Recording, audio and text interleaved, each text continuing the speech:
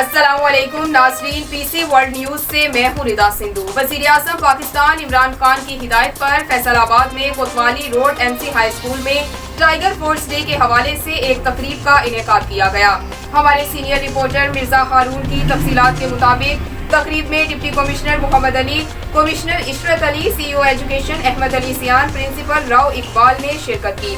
इस मौके पर AC city Ayub Bukhari, RPO Umar Mukhtar और दीगर पुलिस अफसरान भी मौजूद थे। PM टाइगर फोर्स के डे के हवाले से स्कूल के लॉन में पौधा लगाया गया और शजरकारी मुहिम को कामयाब बनाने के लिए टाइगर फोर्स की खिदमात को सराहा गया।